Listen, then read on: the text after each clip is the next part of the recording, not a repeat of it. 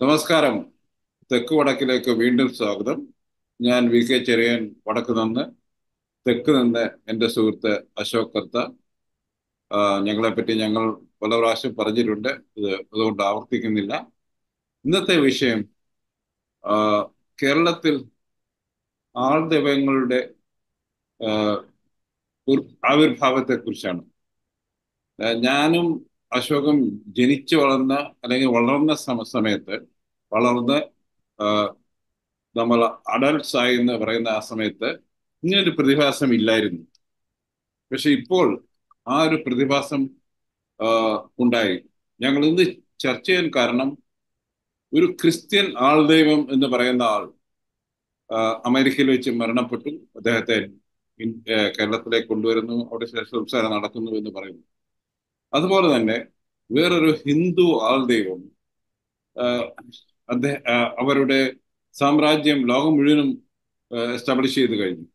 അപ്പൊ ഇങ്ങനെയുള്ള ഒരു ഒരു ഈ ഈ ഒരു പ്രതിഭാസം ആ, കേരളത്തിന്റെ കേരളത്തിൽ എനിക്ക് തോന്നുന്നത് ഞങ്ങളൊക്കെ വളരുന്ന സമയത്ത്, അത് 70s 80s ഒരിക്കലും സങ്കല്പിക്കാനും പോലും പറ്റത്തില്ല. കാര്യം എന്താണ്, അവിടെ വിശ്വാസങ്ങളെ അല്ലെങ്കിൽ മതവിശ്വാസങ്ങളെ, അന്ധവിശ്വാസങ്ങളെ ശക്തമായി എതിർക്കുന്ന സോഷ്യൽ ഗ്രൂപ്പുകൾ ഉണ്ടായിരുന്നു. ഞാൻ ഉദ്ദേശിക്കുന്നത് പവനൻ, ഇടമറുക് എന്നിവർ നയിച്ചിരുന്ന യുക്തിവാദികളെ കുറിച്ചാണ്. അവരുടെ പുറകിൽ എനിക്ക് തോന്നുന്ന കമ്മ്യൂണിസ്റ്റ് പാർട്ടികളും ഉണ്ടായിരുന്നു. അത് മുമ്പിലല്ല, പുറകിലായിരുന്നു. ഇന്നത്തെ യുദ്ധകാലത്തെ പറ്റി എനിക്കൊന്നും പറയാനില്ല. അവരുടെ യുക്തി അവരുടെ രക്ഷിക്കട്ടെ എന്ന് മാത്രം ഞാൻ പറയുന്നു. അപ്പം ആ, ആ, അശോക്, ഈ ഒരു ആൾദൈവം ഞാൻ ഡിഫൈൻ ചെയ്യുന്ന ആൾദൈവത്തെ ഇതാണ്: ഒരു മനുഷ്യൻ, സാധാരണ മനുഷ്യനെ ജീവിച്ച് ഒരു ഘട്ടം കഴിയുമ്പോൾ അദ്ദേഹം പെട്ടെന്ന് ഒരു ബോധോദയം ഉണ്ടായ പോലെ അദ്ദേഹം പല കാര്യങ്ങൾ ചെയ്യുന്നു. ആഹ് അദ്ദേഹത്തിന് ശിഷ്യന്മാരുണ്ടാകുന്നു. ഇന്ത്യയിൽ നിന്ന് മാത്രമല്ല, കേരളത്തിൽ നിന്ന് മാത്രമല്ല, ആഹ് അങ്ങ് വെസ്റ്റേൺ രാജ്യങ്ങളിൽ നിന്നും ആഹ് പണം സമാഹരിക്കപ്പെടുന്നു, ഇൻസ്റ്റിറ്റ്യൂഷൻസ് ഉണ്ടാക്കപ്പെടുന്നു. അങ്ങനെ ഒരു വലിയൊരു സാമ്രാജ്യം ഒരു 10-30 വർഷം കൊണ്ട് കേരളത്തിൽ, നമുക്കറിയാവുന്ന രണ്ട് സാമ്രാജ്യം, ഒന്ന് ബിലീവേഴ്സ് ചർച്ച്, ഒന്ന് അമൃതാനന്ദമയി. നമ്മൾ ആരെയും കുറ്റം പറയുന്നില്ല, ഇത് അവരവരുടെ പ്രവൃത്തികൾ ചെയ്യുന്നു. പക്ഷെ ഇങ്ങനൊരു പ്രതിഭാസം കേരളത്തിൽ ഉണ്ടാകുമെന്ന് ഞാനും അശോകൻ വളരുന്ന കേരളത്തിൽ, അതായത് 60s 70s 80s, ഞങ്ങൾ ഒരിക്കലും സങ്കല്പിച്ചിരുന്നില്ല. അങ്ങനെയല്ലേ അശോക് ഈ ഈ ഒരു പ്രതിഭാസത്തെ പറ്റി തോന്നുന്നത്? ഈ ആദ്യമേ തന്നെ പറയട്ടെ, ആൾദൈവം എന്ന് പറഞ്ഞ ഒരു വാക്ക് മലയാളത്തിലോ ഇംഗ്ലീഷിലോ ഹിന്ദിയിലോ തമിഴിലും ഇല്ല എന്നാണ് എൻ്റെ വിശ്വാസം. അത് ഏതോ മൂളയില്ലാത്ത മാധ്യമപ്രവർത്തകന്റെ തലയിൽ നിന്നും ഉരുത്തിരിഞ്ഞു വന്ന ഒരു പദമായിട്ടാണ് എനിക്ക് തോന്നിയത്. നമ്മള് സോഷ്യൽ മീഡിയയെ പറ്റി പറയുമ്പോൾ അതിന് എഡിറ്റർ ഇല്ല, പിന്നെ മുതലാളി ഇല്ല എന്നൊക്കെ പറയുമ്പോഴും ഇതൊക്കെ ഉള്ള എന്താണ് നമ്മുടെ വലിയ മീഡിയ, പത്രം, ചാനലുകള്, അവരൊക്കെ ഇങ്ങനെയുള്ള ഊളത്തരങ്ങള് പബ്ലിക്കിന്റെ മുമ്പിലേക്ക് ഇറക്കി വിടാൻ അനുവദിക്കുന്ന എഡിറ്റർമാരാണ് വേണ്ടിയിരിക്കുന്നതെന്ന് പറയേണ്ടി വരും. കാരണം ആൾ ദൈവം എന്ന് പറഞ്ഞൊരു കൺസെപ്റ്റ് ഇന്ത്യയിലില്ല എന്നല്ല, സെമറ്റിക് മതത്തിന് ഒരു ആളിനെ എങ്ങനെ ദൈവമായിട്ട് ഏറ്റെടുക്കാൻ പറ്റും? സനാതന ധർമ്മത്തിലോ അല്ലെങ്കിൽ ഹിന്ദു മതത്തിലോ ആൾ ദൈവം എന്ന് പറയുന്ന കൺസെപ്റ്റ് മുന്നോട്ട് കൊണ്ടുവരാൻ വളരെ വലിയ പ്രയാസമാണ്. കാരണം അവിടെ പുൽക്കൊടി തൊട്ട് ബ്രഹ്മാവ് വരെ സകലരും ഈശ്വരൻ തന്നെയാണ്. ഈശ്വരൻ തന്നെയാണ്, അല്ലാതെ ഈശ്വരന്റെ വേറെ എന്തെങ്കിലും ഛായയോ അല്ലെങ്കിൽ അതുപോലുള്ള എന്തെങ്കിലും ആണെന്നല്ല പറയുന്നത്. ഈശ്വരൻ തന്നെയാണെന്നാണ് അവരുടെ കൺസെപ്റ്റ്. ഹിന്ദുയിസത്തിന്റെ പിന്നെ എന്താണ് അതിനപ്പുറത്തുള്ള സനാതന ധർമ്മത്തിന്റെ കൺസെപ്റ്റ് എന്ന് പറയുന്നത് പുൽക്കൊടി തൊട്ട് ബ്രഹ്മാവ് വരെ സകലതും ഈശ്വരനാണ്. നാമരൂപങ്ങളിലുള്ള വ്യത്യാസമേ ഉള്ളൂ. ഈ നാമരൂപങ്ങളിലുള്ള വ്യത്യാസം പോലും ആൾദൈവം എന്ന് പറഞ്ഞ് ആ, നിർവചിക്കാൻ ഒക്കുന്ന അർത്ഥവ്യാപ്തിയുള്ള ഒരു വാക്കല്ലത്. അതില് അല്ല, ഈ പ്രതിഭാസത്തെ ഒരാൾ അശോക പിന്നെ എങ്ങനെയാണ് വിശേഷിപ്പിക്കാൻ താല്പര്യപ്പെടുന്നത്? അത് അത് ഈ പ്രതിഭാസം ഈ ഇവിടെ രാഷ്ട്രീയക്കാർ പറയുന്നത് പോലെ ഇതൊരു ആ, മാധ്യമ സൃഷ്ടിയാണെന്ന് പറയേണ്ടി വരും. കാരണം ഈ ഇവരാരും ഇങ്ങനെ ഈ നിലയെ പറ്റി സങ്കല്പിച്ചിട്ടുള്ളവരോ അല്ലെങ്കിൽ അതിനു വേണ്ടിയിട്ടുള്ള ബ്രെയിൻ വർക്കോ പ്രോഗ്രാമോ ഒന്നും ചെയ്തു തുടങ്ങിയവരല്ല. പല പിന്നീട് പല ആൾദൈവങ്ങൾ എന്ന് പറയുന്ന പേര് ആ, ആളുകളെയും ചരിത്രം നമ്മൾ പരിശോധിച്ചു കഴിഞ്ഞാൽ അവരൊക്കെ വളരെ സാധാരണക്കാരിൽ സാധാരണക്കാരനായിട്ട് തുടങ്ങുകയും പിന്നീട് അവരുടെ പുറത്ത് ഇങ്ങനെയുള്ള ഒരു നറേഷൻ ഉണ്ടാക്കിയെടുക്കുകയാണ് ചെയ്തത്. അതാരാണ് ചെയ്തതെന്നാണ് അന്വേഷിക്കേണ്ടതെന്നാണ് എനിക്ക് തോന്നുന്നത്. വ്യക്തിപരമായിട്ട് ഇവരാരെങ്കിലും തങ്ങൾ സ്വയം ദൈവമാണെന്നോ അതീത ശക്തികൾ ഉണ്ടെന്നോ അത്ഭുതങ്ങൾ കാണിക്കുമെന്നോ പറഞ്ഞതായിട്ട് എങ്ങും കണ്ടിട്ടില്ല. അത് ഏറ്റിക്കോർ ഉൾപ്പെടെ ഉള്ള എത്തിസ്റ്റുകൾക്കും അത് സ്ഥാപിക്കാൻ പ്രയാസമാണ്. പക്ഷേ അവര് സമൂഹത്തിൽ ഇടപെട്ടിട്ടുണ്ട്. ഞാൻ അവരെ വളരെ പോസിറ്റീവായിട്ടാണ് കാണുന്നത്. കാരണം വളരെ ക്വാളിറ്റിയുള്ള അന്താരാഷ്ട്ര നിലവാരമുള്ള വിദ്യാഭ്യാസ സ്ഥാപനങ്ങള്, ആരോഗ്യ കേന്ദ്രങ്ങള് ഒക്കെ അവര് നടത്തിക്കൊണ്ടു പോകുന്നുണ്ട്. അല്ല, അതാണോ ഒരു അല്ല, എന്റെ ചോദ്യം ഇതാണ്. താങ്കൾ എറ്റി കോറിന്റെ കാര്യം പറഞ്ഞുകൊണ്ട് പെട്ടെന്ന് എനിക്ക് ഓർമ്മ വന്നു. എറ്റി കോർ ജനിച്ച തിരുവല്ലായിൽ തന്നെയാണ്. തിരുവല്ലായത്തിലെ പ്രാന്തപ്രദേശത്തിലാണ് കെ.പി. യോഹന്നാൻ ജനിച്ചത്. അദ്ദേഹം താറാവ് കൃഷിക്കാരനായിരുന്നു എന്നും ഈ അത് തിരുവല്ല തെറ്റാണ്. അദ്ദേഹം താറാവിഷിക്കാരനായിരുന്നു എന്നുള്ളത് ഒരു മാധ്യമ സൃഷ്ടിയാണ്. എന്താണ് മാധ്യമ സൃഷ്ടിയല്ല, മാധ്യമം തെറ്റായിട്ട് പ്രചരിപ്പിക്കുന്ന ഒരു കാര്യമാണ്. അദ്ദേഹത്തിന്റെ ചെറുപ്രായത്തിൽ അദ്ദേഹം ജനിച്ചു വളർന്ന നിരണം തുടങ്ങിയ സ്ഥലങ്ങളിൽ ധാരാളം താറാവ് കർഷകരുണ്ടായിരുന്നു. താറാവ് കർഷകരുടെ കുടുംബത്തിൽ ജനിച്ച ഒരാളിനെ അങ്ങനെ ആരോപിക്കുന്നത് തീർത്തും അതൊരു വ്യക്തി ഈ ഹത്യ പോലെയായിട്ടാണ് എനിക്ക് അതെങ്ങനെയാണ് തോന്നിയിട്ടുള്ളത്. അദ്ദേഹത്തിന്റെ വീട്ടിൽ താറാവ് കൃഷി ഉണ്ടെങ്കിൽ എങ്ങനെ വൃത്തിയായിട്ട് അത് ഇരിക്കട്ടെ, നമ്മൾ അതിനെ പറ്റി കൊണ്ട. ഞാൻ ഞാൻ ഞാൻ വളരെ അല്ല 60s-ലും 70s-ലും ഈ ഏരിയകളിൽ ഇവാഞ്ചലിസം എന്ന് പറഞ്ഞ ഒരു ഗ്രൂപ്പ്, ഇവാഞ്ചലിസ്റ്റുകൾ എന്ന് പറഞ്ഞത് വളരെ ശക്തമായി കുഞ്ഞാടുകളെ, ഞങ്ങൾ പറയാറുണ്ട്, കുഞ്ഞാടുകളെ പിടിക്കുന്നുണ്ടായിരുന്നു. അതിന്റെ പുറകിൽ മൊത്തം അമേരിക്കൻ ഇവാഞ്ചലിസ്റ്റ് ഗ്രൂപ്പാണ്. ഡോളർ അവർക്ക് കിട്ടിയിരുന്നു. ഇന്നത്തെ പോലെ FCRIക്കൊന്നും ക്ഷാമമില്ല, ആർക്കും ബാങ്കിൽ കൊണ്ടിടാം. ഇങ്ങനെ ഒരു പ്രതിഭാസം ഉണ്ടായിരുന്നു എന്ന് നമുക്കൊക്കെ അറിയാം. ഞങ്ങളെ കണ്ടിട്ടുണ്ട്. പ്രത്യേകിച്ച് ഇന്നത്തെ പത്തനംതിട്ട ഡിസ്ട്രിക്ട് ആയിരുന്നു അവരുടെ കേന്ദ്രം. കുമ്പനാട് ഏരിയ, കുമ്പനാട് യൂണിവേഴ്സിറ്റി എന്ന് പറയുന്ന ഏരിയയില് അവിടെ ആയിരുന്നു ഇതിന്റെയൊക്കെ സെന്റർ. ഇപ്പം അപ്പോൾ അവിടുന്ന് ഒരാൾ ഇങ്ങനെ വളർന്നു വരികയും അമേരിക്കയിൽ സെറ്റിൽ ആവുകയും അവിടെ തന്നെ തിരിച്ചു വന്ന വലിയൊരു മെഡിക്കൽ ഇൻസ്റ്റിറ്റ്യൂഷനും സ്ഥാപനങ്ങളും തുടങ്ങുമൊക്കെ പറയുമ്പോൾ അതിന്റെ പിറകിൽ ഞാൻ കാണുന്നത് തീർച്ചയായിട്ടും കേരളത്തിൽ 57-ന് ശേഷം 57-ൽ EMS വന്ന് കമ്മ്യൂണിസ്റ്റുകളെ ഇലക്ട് ചെയ്തതിനു ശേഷം അന്താരാഷ്ട്രപരമായി അമേരിക്കൻ ഒരു ഫോക്കസ് ഉണ്ടായിരുന്നു. അതിന്റെ ഒരു ശിക്ഷയായിട്ടാണ് ഞാൻ ഇന്ന് തിരിഞ്ഞു നോക്കുമ്പോൾ എനിക്ക് തോന്നുന്നത്. അവർക്ക് ക്യൂരിയോസിറ്റി ആയിട്ട് ഇങ്ങനെ കേരളത്തെ വിട്ടാൽ പറ്റത്തില്ല. അവിടെ കോൺഗ്രസ്സുകാർ മാത്രമല്ല, അവർക്ക് ഐഡിയോളജികൾ, അവരുടെ കോൾഡ് വാറിന്റെ ഒരു ഒരു ഒരു പ്രതിഭാസം തന്നെ ഐഡിയോളജിക്കൽ വാർ ആയിരുന്നല്ലോ. പ്രത്യേകിച്ച് അവർക്ക് മനസ്സിലായി ഗ്രീസിലെ വിപ്ലവം നടക്കേണ്ടതായിരുന്നു. ഏകദേശം നടക്കുന്നതായപ്പോൾ അവരത് തകർത്തിട്ട് അവർക്ക് മനസ്സിലായി ഈ ഐഡിയോളജിക്കൽ ബാറ്റിൽ നമ്മൾ കണ്ടിന്യൂ ചെയ്യണം എല്ലായിടത്തും. അതിന്റെ പാട്ട് എന്താണ് ഇവാഞ്ചലിസ്റ്റുകൾ പലയിടത്തും കേരളത്തിൽ ഉൾപ്പെടെ ആക്റ്റീവായിരുന്നു എന്ന് നമുക്കൊക്കെ അറിയാം. പല പലരും പറഞ്ഞിട്ടുണ്ട് CA എന്നൊക്കെ പറഞ്ഞു. CA ഒരിക്കലും നേരിട്ട് വന്ന് സൊസൈറ്റിയിൽ ഇടപെടത്തില്ല, പക്ഷെ അവർക്ക് ഒരാൾക്കാരെ പ്രോത്സാഹിപ്പിക്കും. എനിക്ക് തോന്നിയത് ക്രിസ്ത്യൻ ഗ്രൂപ്പുകളുടെ ഇടയിൽ വന്ന ഈ ഈ ഏഹ്, ഈ പ്രതിഭാസം ഒരു കാരണം അതായിരുന്നു. നേരത്തെ ഇങ്ങനെ ക്രിസ്ത്യൻ ഗ്രൂപ്പുകൾ ഉണ്ടാകാറുണ്ട്. നമ്മൾ മാവേലിക്കരക്കാരൊക്കെ കേട്ടിട്ടുണ്ട്. ആ പണിക്കർ കുടുംബത്തിൽപ്പെട്ട ഒരാളാണ് മാർഗാനിയസ് ബിഷപ്പായത്. അദ്ദേഹം പണ്ഡിതനായ ഓർത്തഡോക്സുകാരനായിരുന്നു. ഇംഗ്ലണ്ടിലൊക്കെ പോയി പഠിച്ചിട്ട് തിരിച്ചു വന്നപ്പോൾ ബിഷപ്പാക്കിയില്ല. പക്ഷെ അന്നേരം ഈ കാത്തോലിക് സഭയ്ക്ക് പോപ്പിന്റെ ആൾക്കാരൊക്കെ ഒരു പ്രതിഭാസം ഉണ്ടായിരുന്നു. ഇവിടെ നല്ല കക്ഷികളെ ബിഷപ്പാകാൻ പറ്റിയില്ലെങ്കിൽ അവരെ കൊണ്ടുപോയി അവിടെ ബിഷപ്പാക്കി അവരെ അങ്ങനെ വാഴിക്ക് വരും. അപ്പൊ അതൊക്കെ നടക്കുന്നുണ്ടായിരുന്നു. അതൊക്കെ ഒരു തരം പറഞ്ഞാൽ കുടിപ്പകയുടെ പ്രതിഭാസമാണ്. പക്ഷെ ഇത് അതിലും സീരിയസ് ആണ്.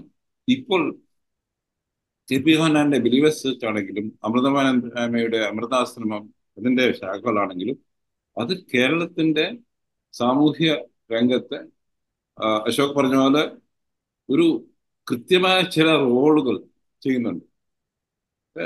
ഒരു തരത്തിൽ പറഞ്ഞാൽ പൊളിറ്റിക്കലും ആയിട്ടും അമൃതാനന്ദമയിയുടെ മുഴുവൻ മുഴുവൻ രാഷ്ട്രീയ ചായവും എവിടെയാണെന്ന് നമുക്കൊക്കെ അറിയാം. അതുപോലെ KP യോഹന്നാൻ ഇതുവരെ അത് പറഞ്ഞിട്ടില്ല. പക്ഷെ അദ്ദേഹം എവിടെയാണ് മരിച്ചതെന്ന് നോക്കുമ്പോൾ നമുക്കറിയാം ഇൻട്രസ്റ്റുകൾ എങ്ങനെയാണ് ഇതിനകത്ത് വർക്ക് ചെയ്യുന്നത്. ഞാൻ അതുകൊണ്ടാണ് ചോദിക്കുന്നത്, ആൾദൈവമെന്നോ പേരോ എന്ത് വേണേലും പറയാം. പക്ഷേ ഈ പ്രതിഭാസം ചില ആൾക്കാർ പെട്ടെന്ന് ഇങ്ങനെ വന്ന് വലിയൊരു ഇൻസ്റ്റിറ്റ്യൂഷൻ ഉണ്ടാക്കും. അവർക്ക് ഇന്റർനാഷണൽ ബാക്കിംഗ് കിട്ടുക, അവർ നല്ല ഇൻസ്റ്റിറ്റ്യൂഷൻ തന്നെ. കേരളത്തിലെ എല്ലാ മതവിഭാഗങ്ങളും NSS നല്ല കോളേജുകൾ നടത്തുന്നുണ്ട്. ക്രിസ്ത്യൻ വിഭാഗങ്ങൾ നല്ല കോളേജ് നടത്തുന്നുണ്ട്. മുസ്ലിം എഡ്യൂക്കേഷൻ സൊസൈറ്റി, ഞാൻ വടക്കേന്ത്യയിൽ പറയാറുണ്ട്, ആദ്യമായി ഇങ്ങനെ ഒരു ഓർഗനൈസ്ഡ് റിലീജിയൻ മുസ്ലിങ്ങളുടെ ഇടയിൽ നടത്തുന്നത് കേരളത്തിൽ മാത്രമാണ്. അപ്പൊ ഇതുള്ളപ്പോൾ ഇതിനെയൊക്കെ സപ്ലിമെന്റ് ചെയ്യുന്ന അല്ലെങ്കിൽ ഇതിനേക്കാളും ഒക്കെ വലുതായിട്ട് ഒരു പ്രതിഭാസം വരുന്നു. അതാണ് എന്നെ ആശ്ചര്യപ്പെടുത്തുന്നത്. അതുകൊണ്ടാണ് നമുക്കിത് ചർച്ച ചെയ്യണമെന്ന് എനിക്ക് തോന്നിയത്. അശോക് എങ്ങനെ അവിടെ ഇങ്ങോട്ട് എങ്ങനെ കാണുന്നത്? അത് അവര് സമൂഹത്തില് ഇങ്ങനെയൊക്കെയുള്ള കാര്യങ്ങൾ ചെയ്യുന്നതിൽ എന്താണ് കുഴപ്പം? ഒരു കുഴപ്പമില്ല. അതിന്റെ പ്രശ്നമാണ് എനിക്ക് മനസ്സിലാകാത്തത്. ഇപ്പോള് എന്താണ് അമൃതയുടെ വിദ്യാഭ്യാസ സ്ഥാപനങ്ങൾ എന്ന് പറയുന്നത് നമുക്ക് കോൺഫിഡൻസോടുകൂടി പഠിക്കാൻ പറ്റുന്ന, നമ്മുടെ കുട്ടികളെ വിടാൻ പറ്റുന്ന ഒരു സ്ഥാപനമാണ്. അവിടുത്തെ പ്ലേസ്മെന്റ് പക്കായാണ്. അവിടുത്തെ ഫാക്കൽറ്റികളൊക്കെ, പല ഫാക്കൽറ്റികളെ എനിക്കറിയാം, പല ഫാക്കൽറ്റികളും നല്ല ഏറ്റവും പുതിയ വിദ്യാഭ്യാസം കൊടുക്കാൻ കഴിവുള്ള അധ്യാപകരാണ് അവിടുത്തെ പല ഫാക്കൽറ്റികളും. അപ്പം അതേസമയം നമുക്ക് സർക്കാരിന് കോളേജുണ്ട്, NSSന് കോളേജുണ്ട്, മലങ്കര സിറിയൻ കാത്തലിക്കുകൾക്ക് കോളേജുണ്ട്, സ്കൂളുണ്ട്, CSIക്കൊക്കെ ഉണ്ട്, മറ്റേ എന്താണ് MESന് കോളേജുണ്ട്. പക്ഷേ അവര് അമൃതാനന്ദമേഷം കൊടുക്കുന്ന ഒരു ക്വാളിറ്റി എഡ്യൂക്കേഷൻ കൊടുക്കാനായിട്ട് ബാക്കിയുള്ളവർക്ക് കോമ്പീറ്റ് ചെയ്യേണ്ടി, അതിനോട് മത്സരിക്കേണ്ടിയാണ് വരുന്നത്. അവിടെ ഞാനതിൻ്റെ അകത്ത് മറ്റേ മത ജാതി വിഭാഗങ്ങളെയൊക്കെ മാറ്റി നിർത്തിയിട്ട്, കാരണം അതെല്ലാം കേരള സർക്കാരിന്റെ വിദ്യാഭ്യാസ വകുപ്പിന്റെ കീഴിലുള്ള കോളേജാണ്. ഈ കോളേജുകളില്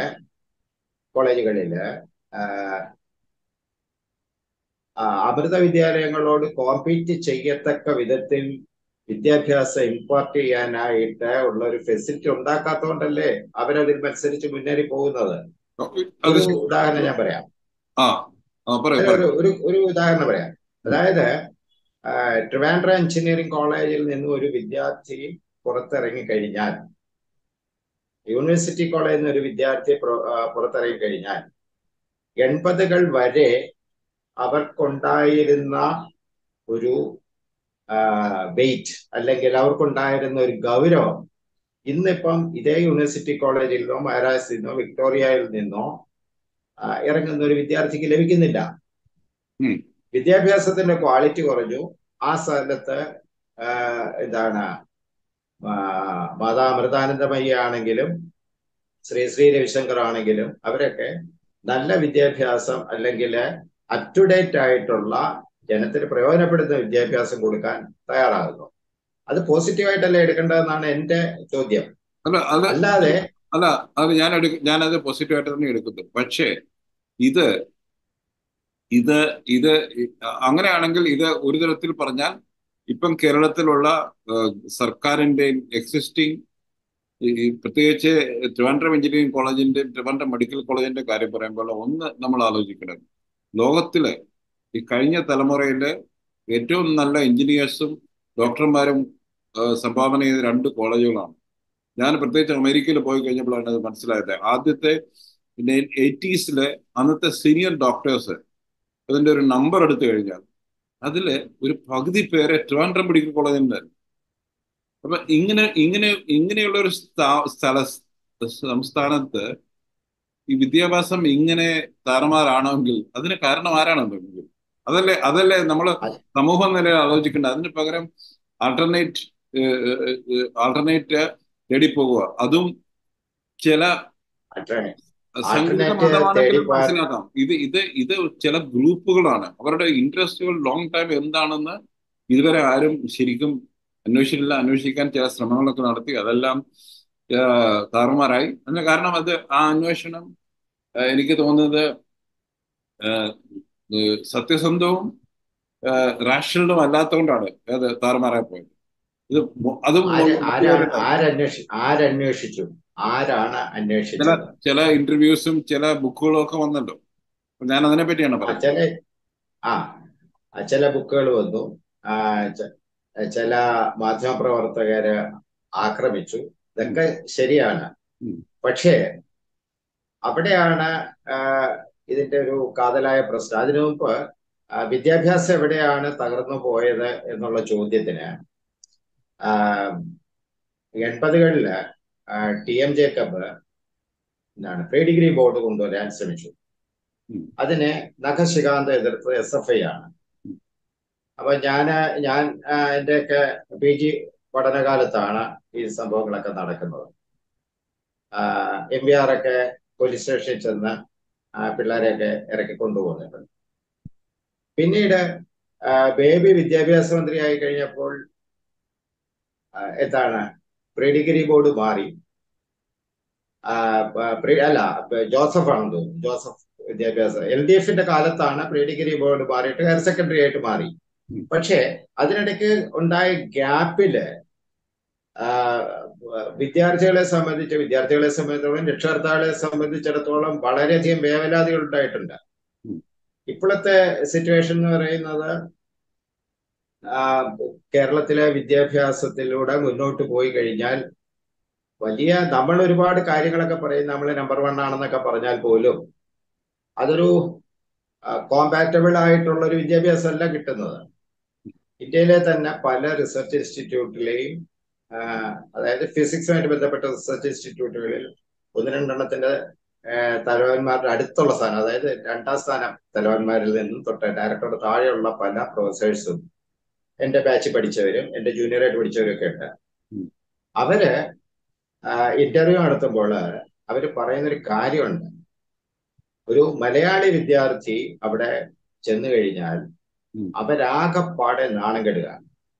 അവരൊട്ടും സബ്ജക്റ്റിലൊട്ടും അത് പഠിച്ചിട്ടല്ല വരുന്നത്, സബ്ജക്റ്റ് പഠിച്ചിട്ടല്ല വരുന്നത്. അവർക്ക് ഡിഗ്രി ഉണ്ട്, ഹയർ മാർക്സ് ഒക്കെ ഉണ്ട്. പക്ഷേ ഇതേ സ്ഥലത്ത് നമ്മൾ വളരെ മോശം എന്ന് പറയുന്ന ബീഹാറിൽ നിന്നും ഹിന്ദി മീഡിയത്തിൽ പഠിച്ചിട്ട് വരുന്ന പല വിദ്യാർത്ഥികളും പെർഫോമൻസ് എന്ന് പറയുന്നത് അമ്പരിപ്പിക്കുന്ന പെർഫോമൻസ് ആണ്. അവർക്ക് സയൻസ്, ഫിസിക്സ് അവർക്ക് അറിയാം. നമ്മളൊക്കെ പറ്റാതെ എനിക്ക് അപ്പോയിന്റ് ചെയ്യാൻ വേണ്ടി എന്റെ ഓർഗനൈസേഷൻ, ആ വർക്ക് ചെയ്ത ഓർഗനൈസേഷനിൽ 9 മലയാളികൾ വന്നു. അപ്പൊ എന്റെ അടുത്ത് ഞാൻ വേറെ ആളോട് പറഞ്ഞു, ഇന്ന കക്ഷിയെ അക്കോമഡേറ്റ് ചെയ്തുകൂടെ ചോദിച്ചപ്പോൾ അദ്ദേഹം എന്നോട് പറഞ്ഞു, ഞാൻ ചെയ്യാം, പക്ഷേ 6 മാസത്തിന് നമുക്ക് പറഞ്ഞു വരേണ്ടി വരും. കാരണം ഒന്ന്, അവരുടെ ഒരു ലാംഗ്വേജും ഇല്ല. ഇംഗ്ലീഷ് എഴുതാനോ പറയാനോ ഗ്രാമർ അനുസരിച്ച് എഴുതാനോ ഒന്നും പറ്റാത്ത ആൾക്കാരായിട്ട് മാറിയിരിക്കുന്നു. മാത്രമല്ല, പിന്നെ അവർക്ക് ഈ ഗ്രൂപ്പ്, അതായത് ഒരു ഒരു എല്ലാ പ്രൈവറ്റ് അല്ലെങ്കിൽ ഒരു ഗ്രൂപ്പ് ആക്ടിവിറ്റി വരുമ്പോൾ അദ്ദേഹത്തിന് അല്ലെങ്കിൽ പൊതുവെ മലയാളികൾക്ക് ചില ചമ്മൽസും അവർക്ക് ഇന്റർഗ്രേറ്റ് ചെയ്യാൻ പറ്റുന്നില്ല. അല്ല, ഞാൻ ചോദിക്കുന്നത്, അപ്പൊ അങ്ങനെ ഒരു സിറ്റുവേഷനിൽ അതിന് പരിഹാരമാണോ ഇങ്ങനെയൊക്കെയുള്ള ഇൻസ്റ്റിറ്റ്യൂഷൻസ്? അതിനു വേണ്ടി ഇങ്ങനെയുള്ളവരെ പ്രോത്സാഹിപ്പിക്കേണ്ട കാര്യമുണ്ടോ? കാര്യം എന്ന് വെച്ചാല് ഇത് സർക്കാരിന്റെയും നമ്മുടെ സമൂഹത്തിന്റെയും പരാജയമാണ്. അല്ലാതെ ആ, ബാക്കിയുള്ളവർ അത് മാത്രമല്ല, ആ പരാജയത്തെ മൂടി വെക്കേണ്ട കാര്യമുണ്ടോ? ഇവരെ ആരെങ്കിലും പ്രോത്സാഹിപ്പിച്ചു എന്ന് പറയുന്നതിനോട് എനിക്ക് യോജിക്കാൻ വളരെ പ്രയാസമുണ്ട്. കാരണം ഈ മലയാളി ഒരുപാട് ഇൻസെക്യൂരിറ്റീസ് ഉള്ള ഒരു വിഭാഗമാണ്. എവിടെയെങ്കിലും ആശ്രയം കിട്ടിക്കഴിഞ്ഞാൽ അവിടേക്ക് പോകും, അവിടെ എന്തോ കൊടുക്കും. അങ്ങനെ ഈ പറയുന്ന ആൾക്കൂട്ടം എന്ന് പറയുന്ന മുഴുവൻ ആ ഇൻസെക്യൂരിറ്റി കവർ ചെയ്യാൻ വേണ്ടിയിട്ട് ഉണ്ടായിട്ടുള്ളതാണ്. അതിപ്പം അമൃതാനന്ദമയി ആയാലും ബിഷപ്പ് യോഹന്നാൻ ആയാലും അവര് മലയാളികളുടെ ഒരുപാട് ഇൻസെക്യൂരിറ്റീസിനെ തണുപ്പിക്കാൻ അല്ലെങ്കിൽ അവരെ ചെയ്തിട്ടുള്ളതാണ്. അതായത് സ്വയം കോൺഫിഡൻസ് ഇല്ലാത്ത നമ്മുടെ വിദ്യാഭ്യാസം നമ്മളുടെ കുട്ടികൾക്ക് കോൺഫിഡൻസ് കൊടുക്കുന്നില്ല എന്നുള്ളതാണ് പറയുന്നത്. നമ്മുടെ വിദ്യാഭ്യാസം വൻപിച്ച പരാജയമാണെന്നുള്ളതിന്റെ ഏറ്റവും വലിയ തെളിവെന്ന് പറയുന്നത് ഇവരുടെ അടുത്തെത്തുന്നതിൽ ഒന്നാം നിരക്കാരെല്ലാം ഹൈലി ക്വാളിഫൈഡ്, വലിയ ഉദ്യോഗങ്ങളിൽ ഇരുന്നവരെ, ഡോക്ടർമാര്, എഞ്ചിനീയർമാര്, ജഡ്ജിമാരൊക്കെയാണ്. അത് നമ്മുടെ വിദ്യാഭ്യാസം അല്ലെങ്കിൽ നമ്മൾ പിന്തുടർന്ന് വരുന്ന വിദ്യാഭ്യാസത്തിന്റെ തകരാറാണത്. ഈ കേരള സർക്കാരിന്റെ വിദ്യാഭ്യാസ സിലബസിന്റെ തകരാറെന്നല്ല ഞാൻ പറഞ്ഞത്. ഇന്ത്യയില് അല്ലെങ്കിൽ കേരളത്തിൽ അഡോപ്റ്റ് ചെയ്ത, അപ്ഡേറ്റ് ചെയ്യാത്ത വിദ്യാഭ്യാസത്തിന്, ജീവിതത്തിന് വേണ്ടിയുള്ള ഒരു കാര്യവും നമുക്ക് മലയാളിക്ക് അവന്റെ വിദ്യാഭ്യാസത്തിൽ നിന്ന് ലഭിക്കുന്നില്ല. അപ്പം അതിന് മറ്റു വഴികള് തേടിപ്പോകും. അക്കൂട്ടത്തില് ഏറ്റവും എളുപ്പം ആളുകൾ വീഴുന്ന ഒരു ഏരിയ എന്ന് പറയുന്നത് ആത്മീയതയാണ്. അതിന്റെ കാര്യം എന്ന് പറയുന്നത്, ഒരു ആത്മീയതയുടെ നൂല് ഭാരതീയർക്ക് മൊത്തമായിട്ടുണ്ട്. മലയാളി അതിനെ ബോധപൂർവം എതിർക്കാൻ ശ്രമിച്ചിട്ട് പിന്നീട് അതിൽ രക്ഷ കിട്ടാതെ അവിടെ പോയി വീഴുന്നതാണ്. അല്ലാതെ ഇതിൻ്റെ അകത്തെ ഈ ബിസിനസ് ആസ്പെക്ട് ആണ് പലർക്കും കണ്ണുകടിയായിട്ട് വരുന്നത്. അതാണ് അതിൻ്റെ അകത്തെ ഒരു വിഷയം.